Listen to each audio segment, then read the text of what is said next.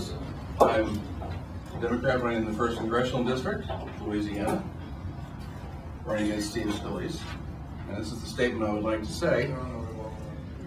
The idea that the congressman from the 1st District of Louisiana, Steve Scalise, is on a first-name basis with somebody indicted as a Russian agent should be chilling to anyone who believes in and cares about our democracy. Personally, I find it offensive, given what we are learning, that Steve Scalise would qualify for office while he continues to duck and hide from questions swirling around his association with enemy agents hoping to wreck our democracy. But since Congressman Scalise has shown no dignity in the face of children being locked up in cages and given his glowing praise of President Trump and his disgraceful surrender this week to a petty thug in front of the entire world, then I think we can all assume he will be here, continuing his personal quest for political power, with no regard for the sanctity of the democracy or the interests of the 1st District. But let me be clear, I do not believe Congressman Steve Scalise should be allowed to qualify until he comes clean as to what information he has regarding Russian influence within the Republican Party and his key benefactors, the National Rifle Association and the so-called American Conservative Union. I believe he needs to pledge to fully cooperate with all current and future investigations into enemy incursions into our sovereign political infrastructure.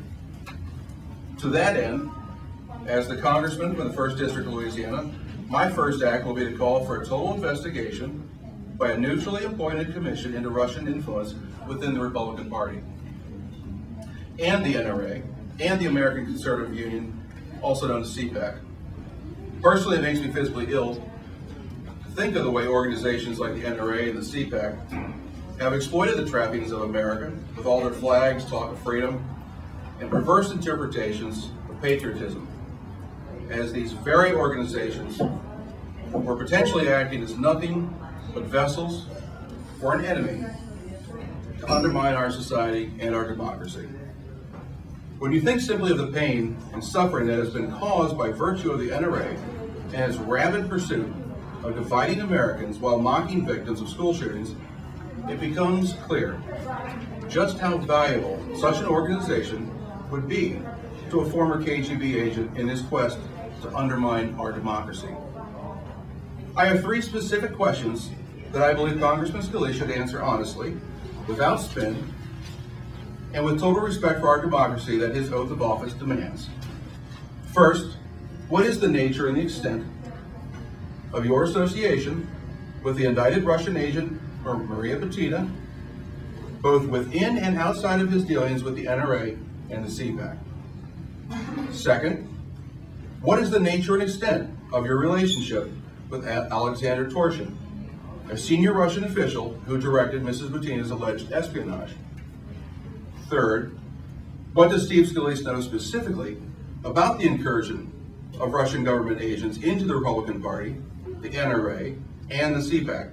And what exactly is he and the Republican leadership keeping in the family with regards to Russian incursion, as he joked about in at least one press account? Finally, I am calling on Steve Scalise to immediately, without delay, return every dime of money that his campaign and leadership PAC have received from the NRA and the CPAC. There is simply no way that he or anyone else can say any level of confidence that this money is not, in fact, illegally laundered Russian rubles. Mr. Scalise, for once, put this country over your political ambitions. After you and I are long gone, America will still be here, and the perks of power you enjoyed will then mean nothing. But how America endures is our responsibility. All of ours. And Mr. Scalise, you are not exempt. Thank you.